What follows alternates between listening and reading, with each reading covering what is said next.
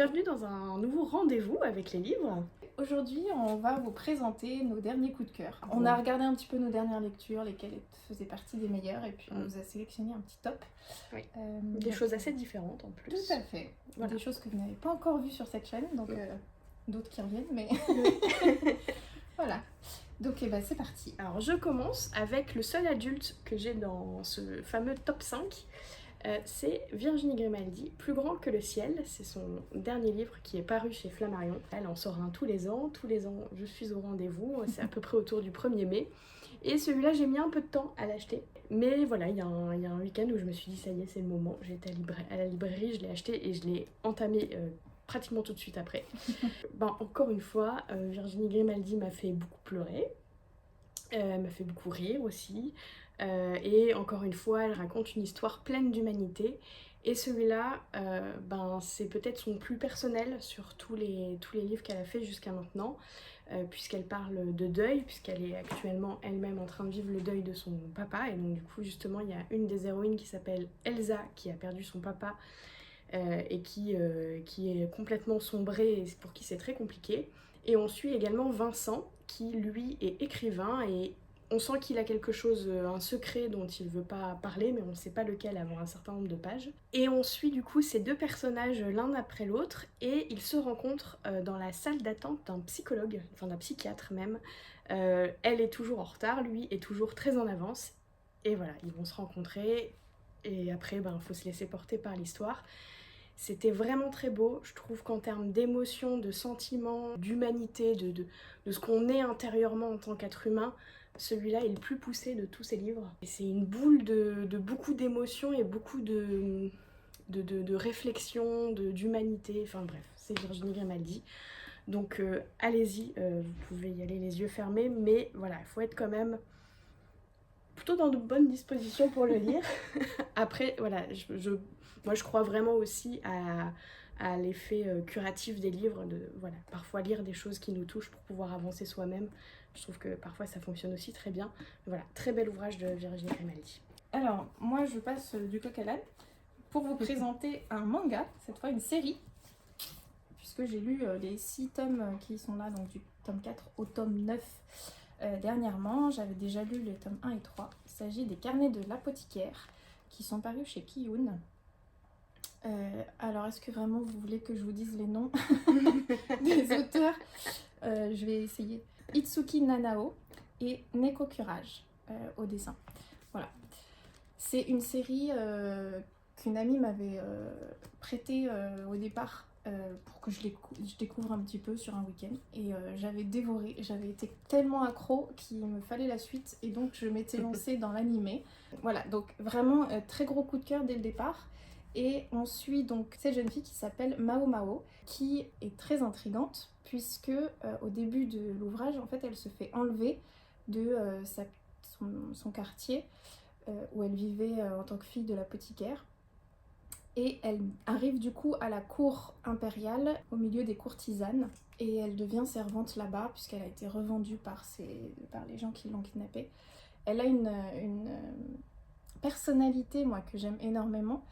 Elle est très vivante, elle se présente d'elle-même dès le départ comme quelqu'un qui gravira jamais les échelons à la cour impériale, qui ne deviendra jamais courtisane, parce qu'elle est moche, elle a des taches de rousseur, et elle a aucun atout physique.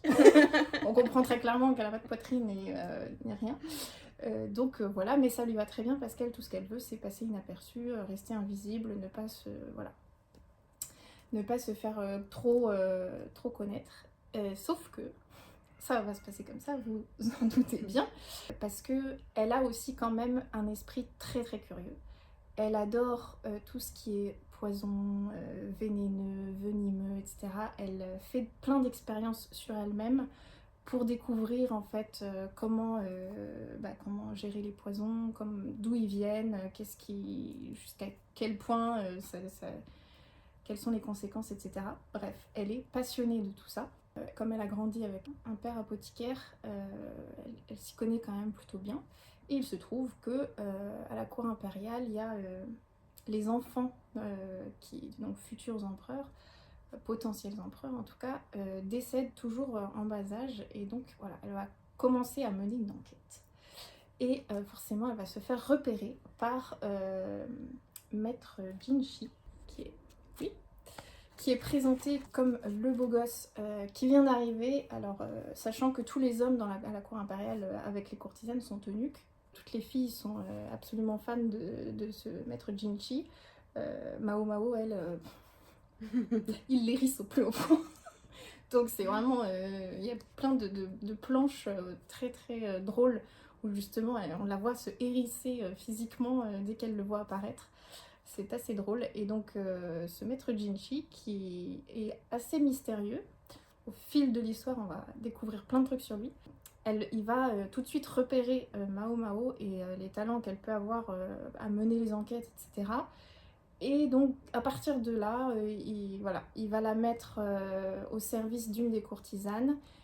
Et puis, il va s'en suivre plein de choses. Et elle va toujours être mise à contribution lors d'une enquête pour essayer de résoudre les choses et de trouver ce qui se passe, pourquoi, quel complot, en fait, elle peut démasquer, etc., etc. Et donc, au fil de l'histoire, on suit tous ces personnages à la cour impériale, sachant que Mao Mao, elle a aussi grandi au quartier des plaisirs, un peu plus loin dans la ville. Donc, fille d'apothicaire, mais élevée aussi au Palais Vert de Gris, de maison close, mais plutôt huppée.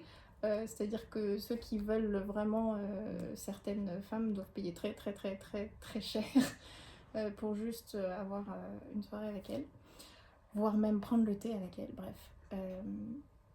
Et donc elle a grandi dans ces milieux-là et puis elle se retrouve à la cour impériale. Bref, donc vous voyez un petit peu l'ambiance, l'atmosphère. Moi je suis complètement accro parce que je trouve que les personnages sont hyper bien campés, il y a plein de mystères, l'histoire évolue vraiment.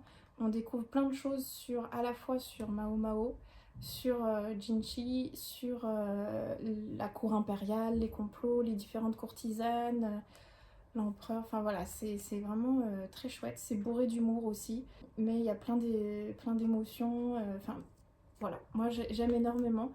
Alors c'est sûr qu'on n'est pas sur, pour moi c'est pas jeunesse, parce qu'il y a plein de petites références, déjà rien que, comme je vous l'ai décrit, le contexte fait que je le mettrai pas entre les mains de trop jeunes, mais vraiment, moi je suis archi fan et j'ai hâte de pouvoir lire, là il y a jusqu'au tome 13, et il existe également des romans, sachant que moi, comme j'ai lu les mangas, que j'ai vu l'animé, je suis pas sûre de me plonger dans les romans, parce que ce serait encore la même histoire. Ouais. Audite, encore une fois.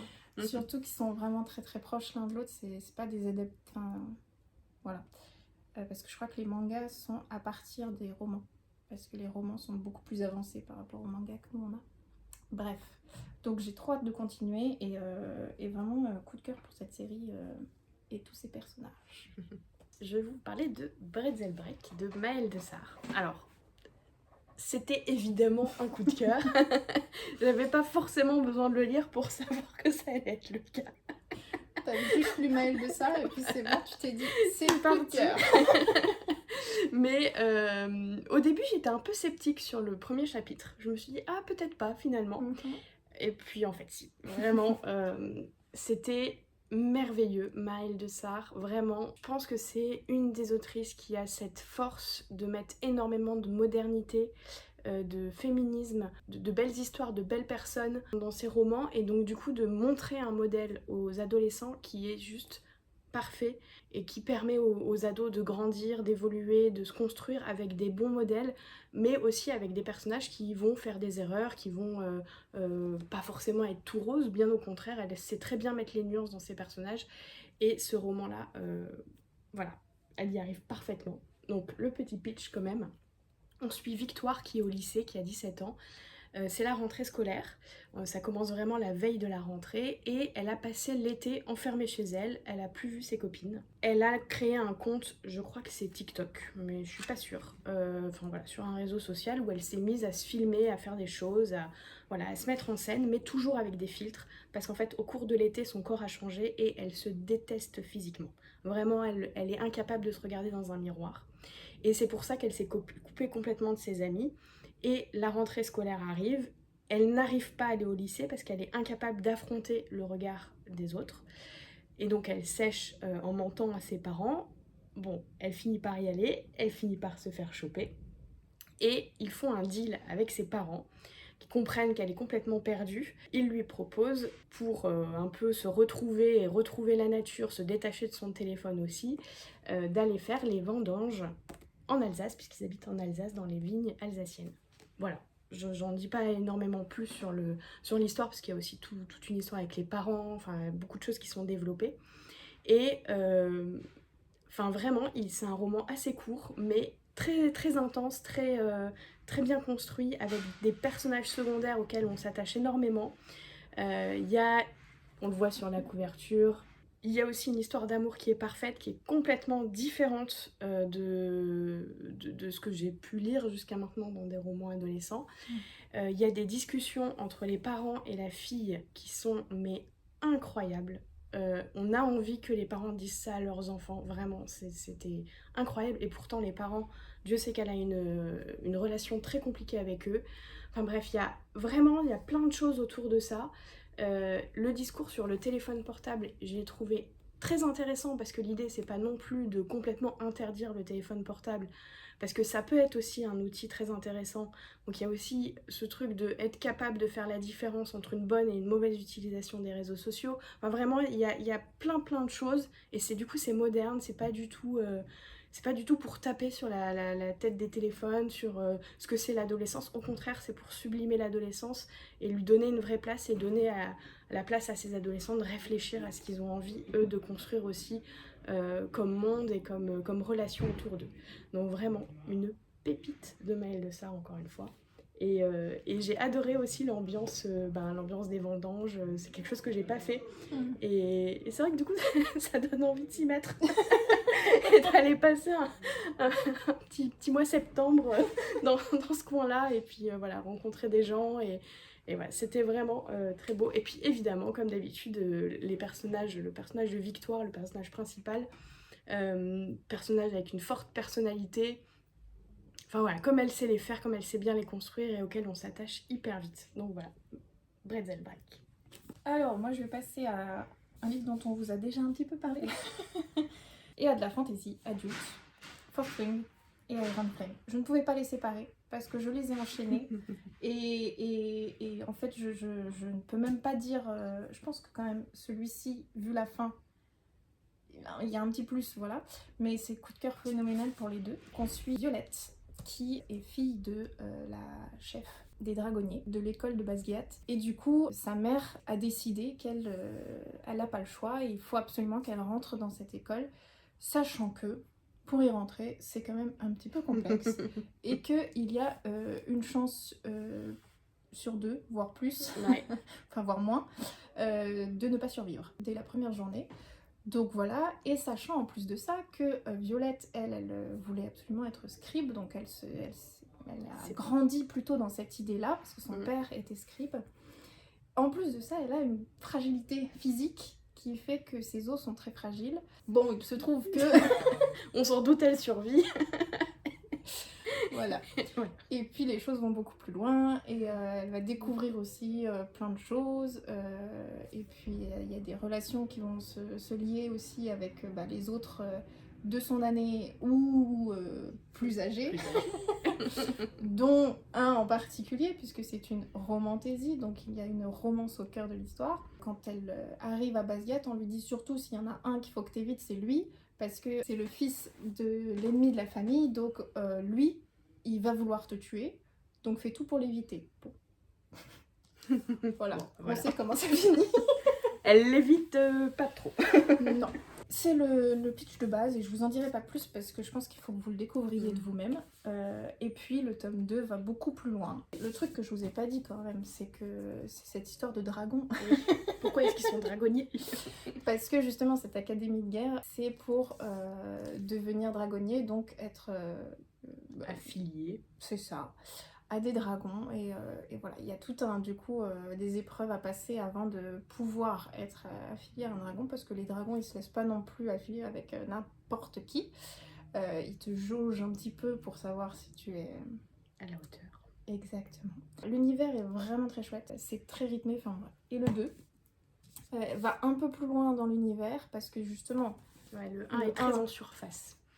A priori, voilà, au début, on sait dans quoi on va, et puis ça s'ouvre à un moment donné, et voilà, à la fin, on découvre que en fait, l'académie, c'est un lieu, et puis qu'autour, il se passe plein de trucs.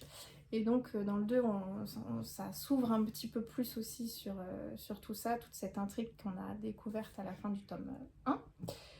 Et puis il y a aussi la relation voilà, amoureuse qui se complexifie un petit peu, enfin ils se complexifient la vie eux-mêmes, j'ai envie de dire. Il y a des hauts et des bas et beaucoup de bas. Et puis voilà, je pense que certaines personnes n'ont pas aimé le tome 2 à cause de ça. Parce qu'il y a vraiment, pour moi, il y a une vision du couple, une relation de couple, ou des problèmes de couple qui sont très adultes et qui peuvent être un peu frustrants. Bon, moi je l'ai lu tellement vite que ça m'a pas frustrée trop longtemps, et que je suis arrivée au moment où ça allait mieux.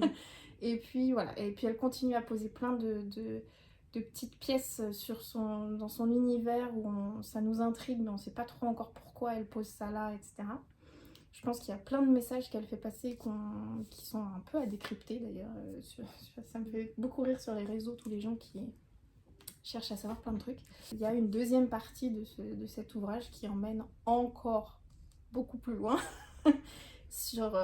encore, voilà, qui développe beaucoup de choses.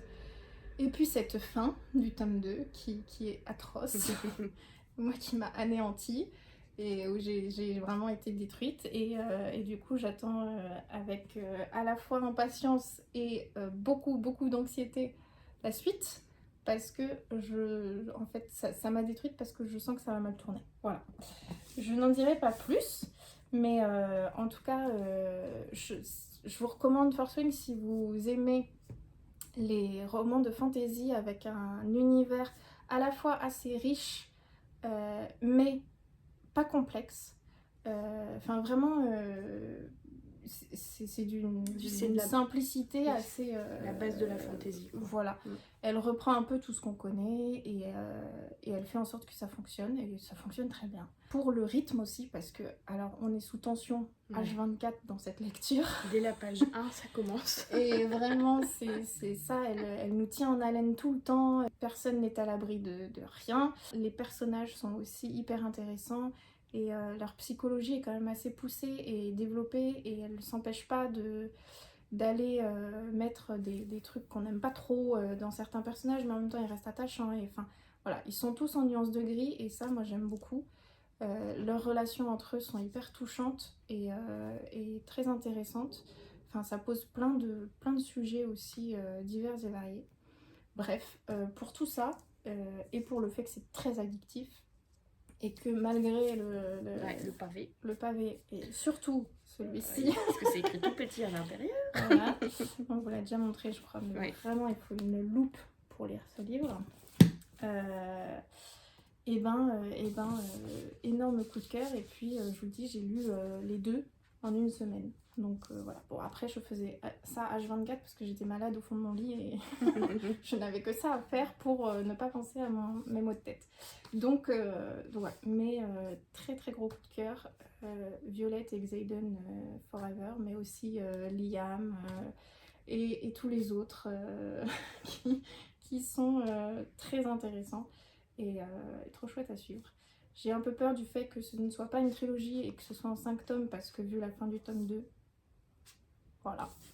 Mais je suis ravie d'ailleurs de pouvoir continuer quand même à lire dans cet univers. Et en plus, je crois qu'il y a une série qui est en préparation. Alors ça, je peux vous dire que vu le côté épique de cette saga, ça va fonctionner. Je pense que si c'est bien fait, ça peut être du très très bon divertissement. Alors de mon côté, je continue avec du roman ado. Je sais pas ce qui m'a pris, j'ai lu pas mal de romans ado ces derniers temps. Et ça qui a été une surprise. Enfin, je m'attendais pas à adorer à ce point-là, je l'ai dévoré. Throwback de Maureen Goo. Pour se réconcilier avec sa mère, elle va devoir voyager dans le passé.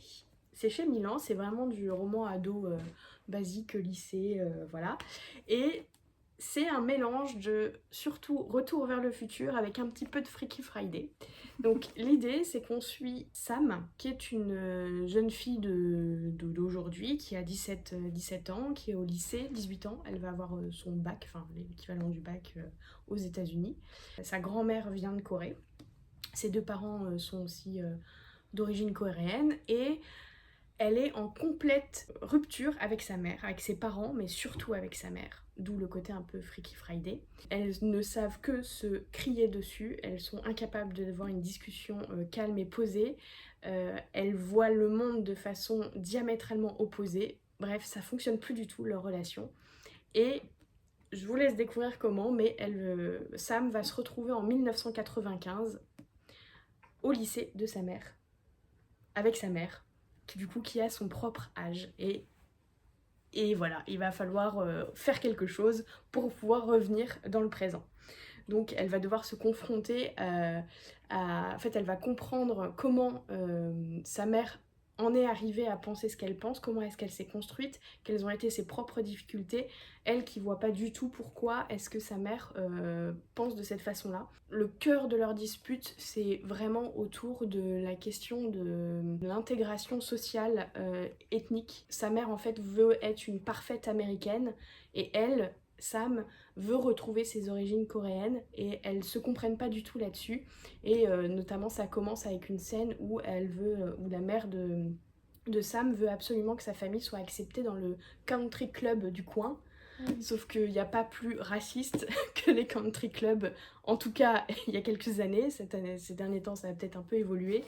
Et voilà, il y a vraiment une rupture entre les deux sur ce sujet-là. Et donc c'est un livre qui va énormément parler notamment de racisme, et qui va vraiment questionner le racisme aujourd'hui, le racisme il y a 30 ans maintenant, c'est ça. Petit coup de vieux. Et j'ai trouvé ça hyper intéressant, hyper bien fait. Alors ça aurait peut-être pu être plus approfondi, etc. Mais moi j'ai trouvé déjà que c'était une belle façon d'en parler et de confronter les points de vue et aussi pas à la fois la mère et la fille ont raison. Il n'y a aucune des deux qui est particulièrement en tort dans l'histoire. C'est des questions de génération, c'est aussi des questions sociologiques qui se posent aussi en France, hein, sur la question de l'immigration, etc. Donc vraiment j'ai trouvé ça très intéressant. Et puis il y a tout le côté un peu sympa avec les années 90, avec toutes les références des années 90, avec il n'y a pas de téléphone portable, voilà, la politique est pas la même, voilà, parce qu'elle se retrouve en cours à devoir faire un exposé, donc du coup pas du tout la même façon de faire un exposé en 95 et aujourd'hui. Enfin, bref, voilà, il y a aussi tous ces petits clins d'œil qui sont très drôles, ça se lit tout seul. Il y a un espèce de compte à rebours, voilà, que je ne peux pas trop parler parce que ça dévoile beaucoup de choses de l'intrigue, mais vraiment très très chouette. Voilà, fan des années 90. Alors, moi je repars sur l'adulte, mais cette fois avec du contemporain. Il s'agit des Diables des Saints de Jean-Baptiste Andréa. Donc Jean-Baptiste Andréa, vous avez dû en entendre parler puisqu'il a eu le prix Goncourt cette année avec Veiller sur elle.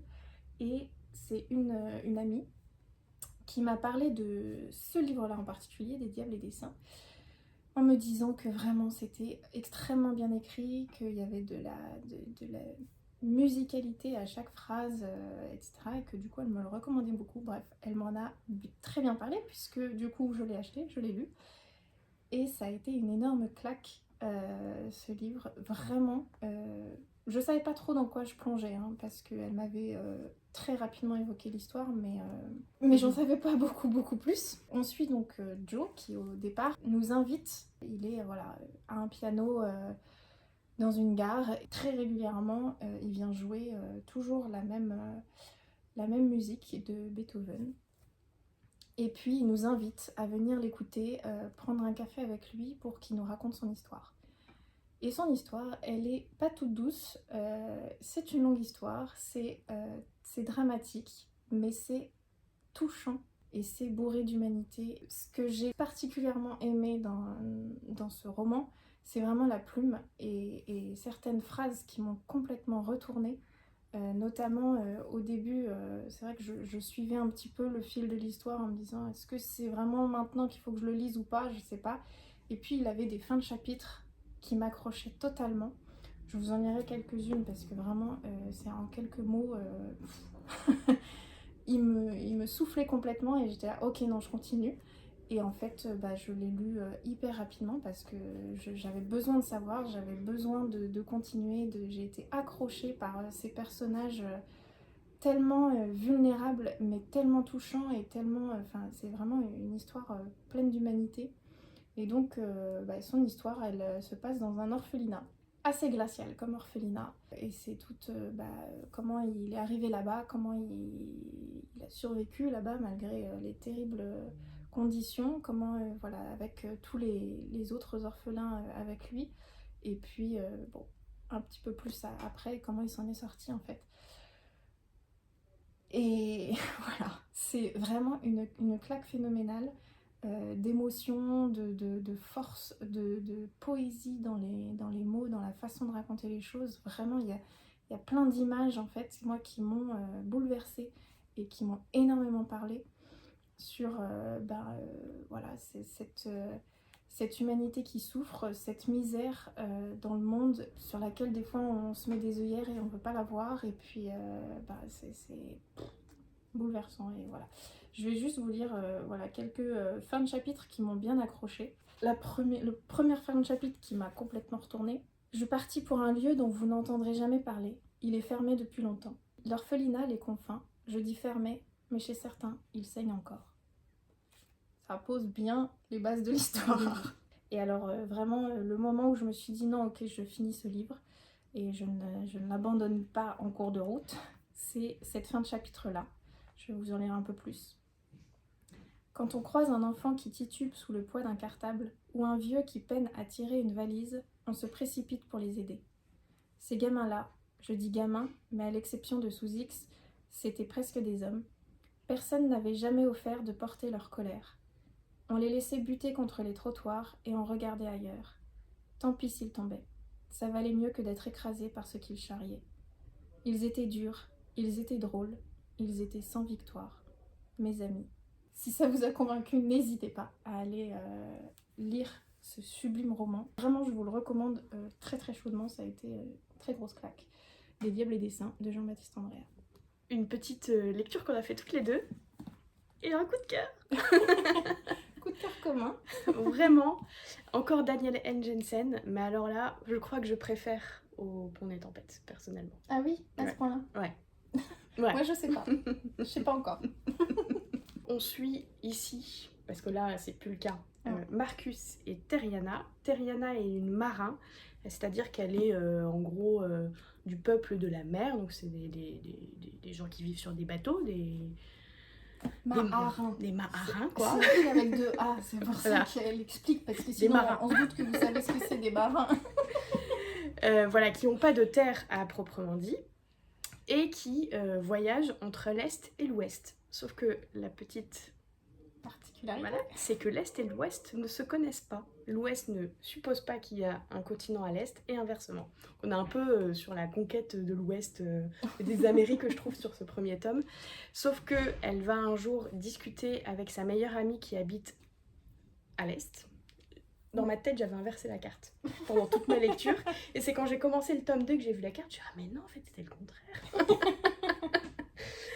Donc, elle a sa meilleure amie qui habite à l'Est, qui s'appelle Lydia, qu'on va suivre là, et qui, en fait, c'est dans une très mauvaise posture vis-à-vis de son père adoptif, qui est très mourant. En gros, il va falloir qu'elle se marie pour pouvoir survivre, puisqu'on est dans un monde, dans un univers à l'Est, qui est un espèce d'empire romain retravaillé. Voilà, avec des légions, avec un côté conquérant. Le Sénat. Voilà, vraiment très inspiré de la Rome antique. Et du coup, elle va lui parler du continent à l'ouest parce qu'elle est persuadée que Lydia vient de l'ouest. Et malheureusement, ça va atterrir dans les oreilles d'un sénateur tout puissant, un énorme, on dira pas... qui s'appelle, j'arrive pas à retenir, je retiens juste Lucius son prénom. Cassius. Ouais, je retiens juste Lucius parce que c'est comme Lucius Malfoy. Voilà, et qui... On l'aime pas du tout. Ah non, pas du tout. Heureusement, on ne le voit que au début. Voilà. Et qui va décider d'aller conquérir l'Ouest et qui va en fait capturer les marins, capturer Terriana et envoyer Terriana avec Marcus. Marcus qui est le célèbre général d'une légion tristement célèbre pour ses massacres. Le Legatus. Le Legatus. Et donc voilà, ils vont être envoyés à l'ouest et il y a tout un côté maritime pendant une partie du roman et puis après ils arrivent de l'autre côté et c'est le côté conquête à la romaine, vraiment avec les légions, avec les camps. Il y a des moments je voyais Astérix et Obélix. On était un peu loin mais... Ah mais moi j'ai pas vu Astérix et Obélix.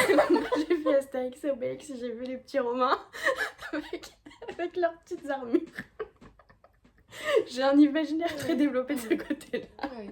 Non, moi j'avais d'autres séries en tête, mais pas celle-ci. Et il y a aussi tout un côté fantasy vraiment avec de la magie parce qu'il y a des dieux. Le continent à l'est ne croit pas du tout aux dieux et d'ailleurs c'est banni, c'est interdit. Il faut surtout pas que quelqu'un soit soupçonné de croire parce que sinon ils sont châtiés, ils sont tués. Ils finissent mal.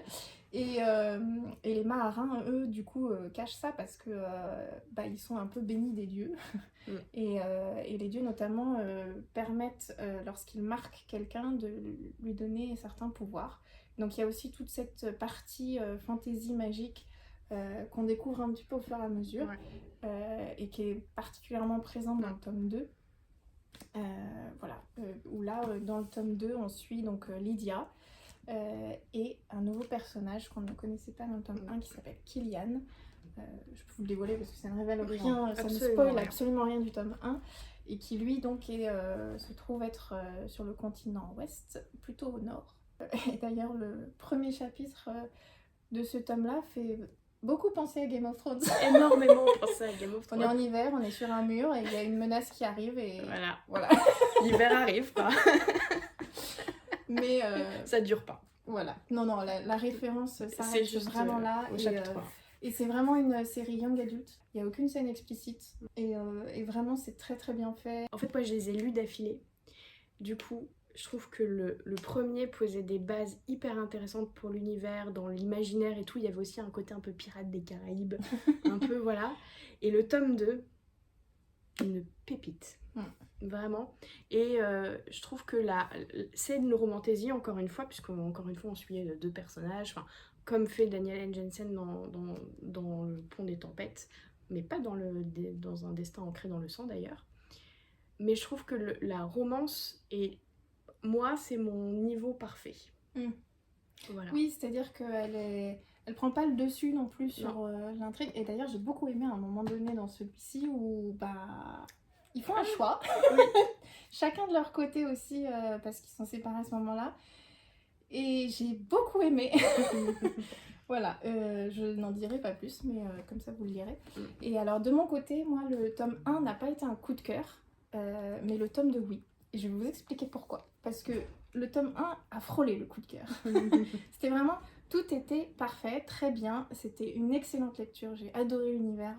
L'ambiance maritime, empire romain avec les sénateurs, j'imagine les toges, les lieux. Visuellement c'était magnifique, c'était incroyable et vraiment j'ai beaucoup aimé ma lecture. Mais voilà, les personnages, je les ai beaucoup aimés aussi, mais il y avait en fait un côté qui était beaucoup plus éloigné de moi que dans le tome 2. Où là, clairement, Lydia et Killian sont des personnages auxquels je m'identifie beaucoup plus. Parce que même si Terriana... En fait, pour moi, Terriana et Marcus, ça peut être le couple ami. Lydia et Killian, c'est le couple que je voudrais pour moi. Donc, il y a un truc comme ça qui fait que le tome 2 a basculé dans le vrai coup de cœur. Parce que j'avais cet attachement très particulier au personnage qui a fait que même si je voyais des petits trucs qui me gênaient ou j'en ai pas vu en l'occurrence, mais je me dis non là c'est vraiment un coup de cœur parce qu'il y a cet attachement tout particulier. Alors que des fois vraiment le coup de cœur ça se joue à très peu, à pas grand chose. On sait pas pourquoi une excellente lecture n'a pas ce côté en plus d'attachement tout particulier voilà. Et moi en général je me rends compte là aujourd'hui, dernièrement quand j'y ai réfléchi, que c'est vraiment ça, c'est-à-dire c'est des personnages là qui ont un caractère qui est plus éloigné du mien, donc que j'aime, parce que vraiment c'est des personnages que j'aime beaucoup, mais qui sont pour moi plus des amis que des gens auxquels je m'identifie complètement. Et en fait, mes coups de cœur, c'est que en général des romans où je m'identifie beaucoup aux personnages. Et voilà. Bah là, moi, j'ai trouvé que celui-là, son faible, c'est que c'était un peu trop une redite de Lara et Aren. Ah ouais. Ouais, j'ai trouvé qu'il y avait un peu le même, voilà, deux guerriers, je sais pas, je trouve que c'était...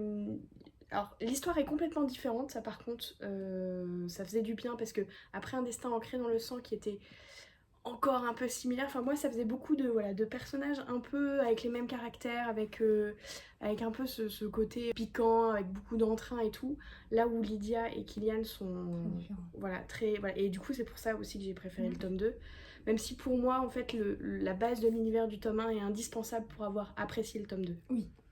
Je pense que s'il y avait eu que le tome 2, j'aurais été un peu déçue par l'univers, Oui. Oui, puis il y a plein de choses du coup qu'on sait voilà. en suivant ça, qui ne sont pas réexpliquées du coup. Puis les deux sont en parallèle en plus, donc on sait qu'il est en train de se passer quelque chose dans le monde en parallèle de celui-là et je trouve ça génial. Et les personnages ne le savent pas forcément, donc on est là. Nous on sait. Ne dis pas ça, ne fais pas ça, ne va pas là. C'est ça. Et puis quand l'annonce arrive, t'es là, yes, enfin. C'est bon, ils sont au courant. J'avoue qu'il y a un moment, je me suis dit, je pensais pas que ça allait finir par arriver, que oui, moi non plus. Voilà. Et quand j'ai compris qu'il... Ah, je le remercie. Merci. Parce que là, on était en train de s'embourber dans un truc. Mais vraiment, superbe série et des superbes relations, un univers hyper visuel encore une fois, avec toujours, je pense que c'est quelque chose qui tient beaucoup à cœur à Danielle N. Jensen, tout ce côté politique, complot, secret, coups bas, beaucoup de coups bas. Vraiment, enfin, ça tient en haleine toute la saga. Les personnages sont hyper riches. Enfin, dans celui-ci notamment, j'ai trouvé toute la réflexion politique de stratégie, de guerre, etc. hyper intéressante et vraiment sur le fil. C'est-à-dire qu'il y a certains personnages, t'as l'impression qu'ils font des choses bien. Et tu te rends compte en fait derrière que c'est complètement perverti par une façon de penser qui est atroce.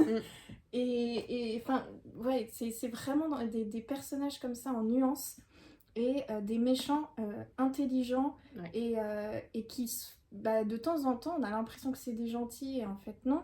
Mais en même temps, un peu quand même. Enfin, vraiment, ils sont... Alors, sauf Lucius Cassius. Lui, c'est le vrai méchant. Le vrai méchant, bien méchant comme il faut. Lui, on l'attend qu'il... C'est ça. On le déteste. Surtout qu'on a l'impression qu'il est invincible. Ah oui. Mais voilà, il y a plein d'autres personnages qui sont totalement en nuances de gris. Et puis, elle nous balade un petit peu quand même aussi. Et puis, il y a plein de choses qu'on ne sait pas vraiment. Il y a des choses sur lesquelles on a des doutes. Mais on est la suite là. Et puis ce que j'aime bien aussi c'est que nous on les aime tous les personnages parce qu'on sait qu'ils ont bon fond, etc. Mais de temps en temps ils sont obligés de faire des trucs qui sont pas tout à fait pas tout rose. Pas tout rose. Et donc c'est hyper intéressant là-dessus. Et du coup, il est un peu détesté de certains. Et t'es là, mais non, le déteste pas, moi j'aime bien. Et puis si tu savais, en fait. Faut avoir des explications. C'est ça. Moi, j'ai beaucoup aimé dans le tome 1, c'est l'intelligence guerrière de Marcus. Ouais. Les plans qui montent, j'étais là en mode, oh, c'est tellement intelligent. Puis je l'ai pas vu venir, enfin... J'ai beaucoup aimé ce côté-là guerrier en fait dans ce tome-là qui est complètement différent parce que là c'est plus des jeux politiques dans le tome 2. Oui, et puis là en fait c'est aussi le personnage qui pourrait être le pendant de Marcus. En fait il devient un pion et il y a beaucoup de choses où il se sent pas capable de faire ça. Enfin, il a beaucoup de doutes aussi.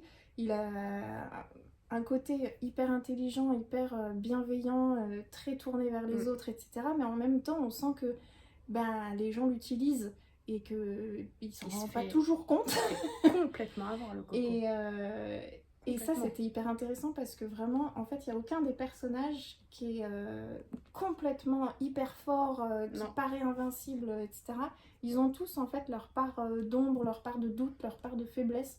Et ça, c'est comme elle avait fait, comme elle a fait dans toutes ces séries, autres, je pense. Et c'est une des forces des récits de Danielle L. Jensen, c'est de camper tout de suite des personnages auxquels tu t'attaches parce que tu vois justement toute cette complexité de caractère. Et alors pour que vous ayez une idée des personnages, Marcus et Terriana. Ah, ils sont trop choux. Oh oui, mes petits chouchous. Killian et Lydia. Voilà. Bah, elle n'est pas censée avoir les cheveux bouclés, Lydia, par contre. Bah, elle les a ondulés. Non, vraiment, ils sont lisses. Ah, moi, du coup, je les visualisais comme ça. Bah justement, c'est parce qu'il y avait une scène où elle disait que ses cheveux étaient tout lisses et que ça la saoulait parce qu'elle les avait bouclés il y a pas longtemps et que c'était retombé. Je me suis dit, bah, elle a les cheveux bouclés sur moi. Après, ils sont dans un univers où la mer est tout autour, donc tu gardes rarement les cheveux complètement lisses. Bref, voilà, Dark Shores vraiment. Et le tome 3, pareil, je crois, le 8 novembre, enfin début novembre. Alors, moi je vais finir mon top 5 avec encore complètement autre chose. Je vous ai parlé dans la dernière vidéo de ma nouvelle passion webtoon.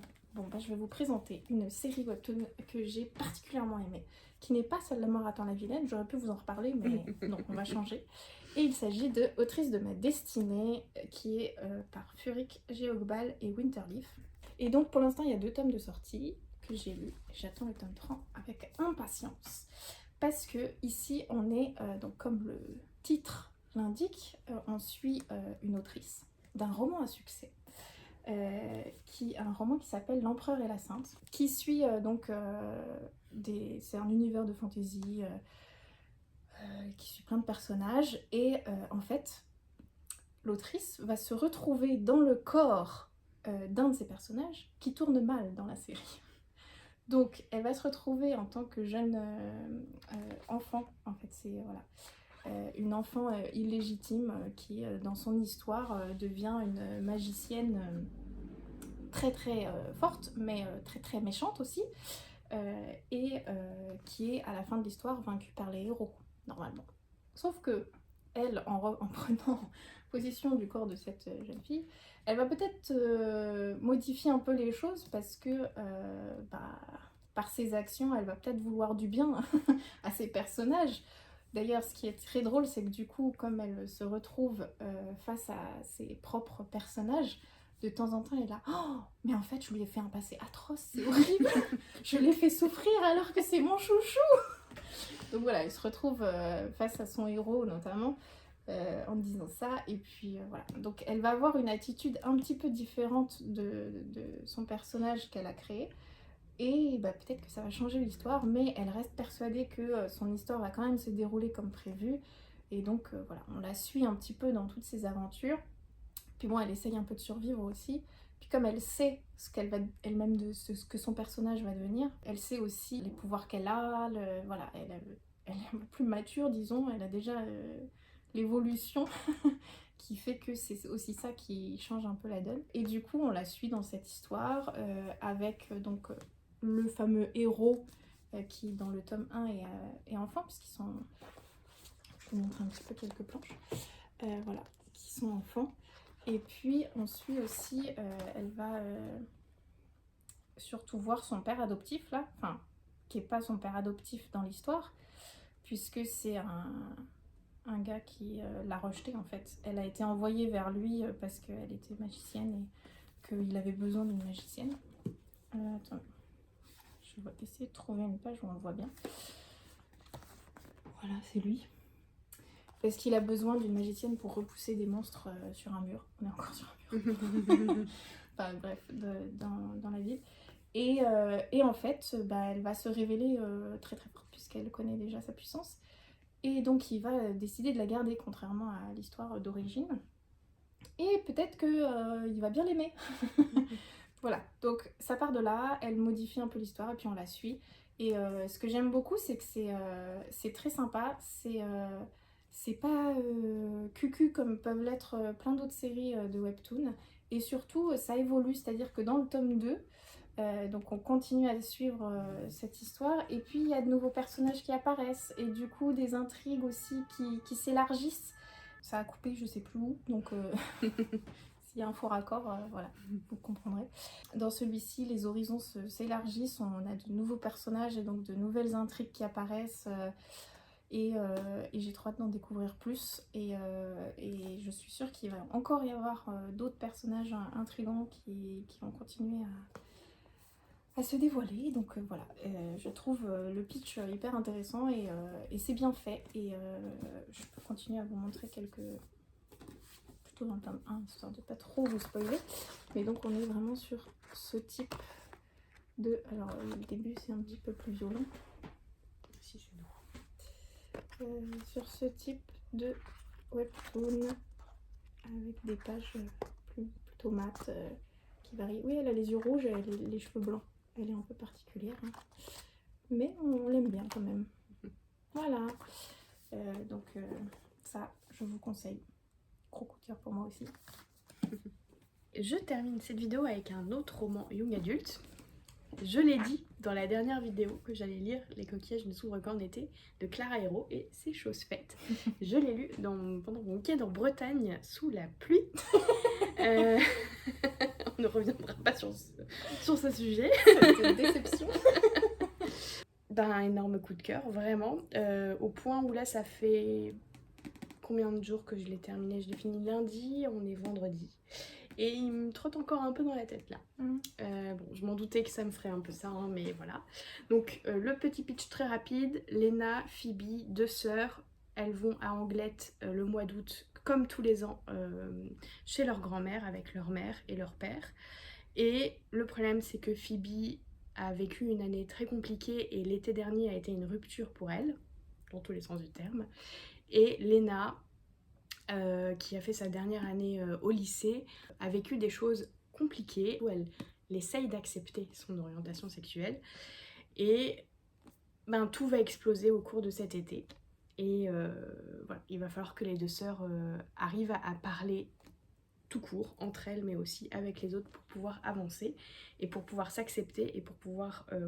voilà, continuer leur vie. Je sais pas trop comment en parler encore de ce roman parce que on sait dès le premier chapitre, il n'y a pas de doute. Dès le premier chapitre, on comprend que ça va être très sombre et que Phoebe vit quelque chose d'extrêmement compliqué, qui est d'ailleurs très très bien décrit par Clara Hérault, avec beaucoup de subtilité, avec des images très fortes. Et donc, voilà, c'est extrêmement plombant. En termes de lecture, c'est pas, voilà, c'est pas le petit roman d'été de gare, loin de là, vraiment loin de là.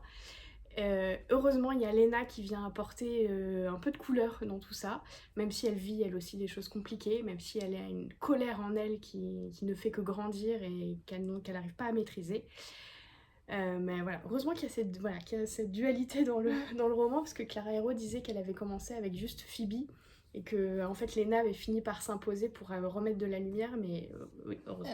Elle a bien fait. Heureusement, parce que sinon je pense que ça aurait été très dur.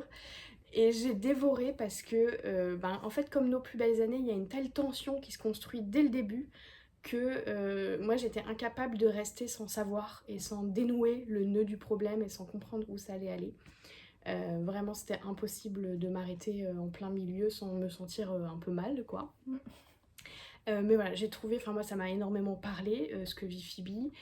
Bon, après je suis beaucoup plus âgée, donc j'ai passé tout ça, mais c'est vrai que ça m'a beaucoup parlé, donc je trouve que c'est bien aussi qu'on parle de la difficulté des études supérieures, de la pression qu'on peut avoir à réussir, à ne pas décevoir, etc. Ça c'était très très bien mis en scène et à travers le personnage de Phoebe, et puis aussi à travers le personnage de Lena qui vit un peu le contraire. Parce qu'elle justement répond pas aux attentes, voilà, elle pense ne pas répondre aux attentes qu'on lui impose. Bref, c'était vraiment très très bien mené. Comme d'habitude, voilà, une atmosphère très bien posée, des personnages complexes avec une vraie richesse intérieure, des personnages aussi secondaires qui sont très importants. La plage est là, mais plus son fond, elle est, voilà, moi elle m'a quand même rappelé mes étés quand j'étais plus jeune, ado, etc. Le seul petit bémol que j'aurais, c'est que j'ai pas eu assez de grand-mère, je trouve. Je trouve qu'elle manque un peu de présence sur la fin. Je m'attendais à une scène quand même un peu plus forte avec elle, parce qu'elle a quand même un rôle hyper important pendant toute l'histoire. Et j'aurais tellement à avoir plus de Isaac. Oh là là, je suis tombée amoureuse de lui dès le début. J'ai senti qu'il avait un potentiel voilà, ouais, j'aurais voulu avoir plus de lui. Oui, parce que c'est en fait, faut pas rentrer dans ce livre en se disant on va lire une romance. Non, pas du tout. C'est pas une romance. Non. Non, vraiment. Je Non. pense que... Sinon, vous allez être déçus. Oui. Mais c'est vrai que... Si, il y en a une, mais... Oui, mais pas classique. Quoi. C'est plus pour servir, en fait, les thématiques qui sont abordées que autre chose. Ouais. Donc, du coup, voilà, voilà, j'aurais peut-être voulu un tout petit peu plus, mais la fin est très belle et du coup, m'a fait un peu oublier ça. Voilà. Elle est hyper touchante. Vraiment, c'est un très très beau roman à lire voilà, dès la fin du lycée, en études supérieures, aussi pour ces thématiques qui sont assez rarement abordées dans la littérature adolescente des young adultes. Ben voilà, on a fait le tour de nos dernières pépites. Petit coup de cœur. Petit ou gros. Oui, ça c'est sûr. Si vous êtes toujours là, n'hésitez pas à commenter en nous disant un petit peu vous, quelles ont été vos très très bonnes lectures de ces derniers temps. Et puis si vous savez pas trop quoi nous dire, vous pouvez mettre, par rapport au coquillage, on peut mettre une planche de surf. Ouais, petite planche de surf. Petite planche de surf parce que Léna fait du surf. Voilà. Et puis nous on vous dit à bientôt. Oui, et puis on vous souhaite des lectures pétillantes. Et de jolies rencontres d'encre et de papier.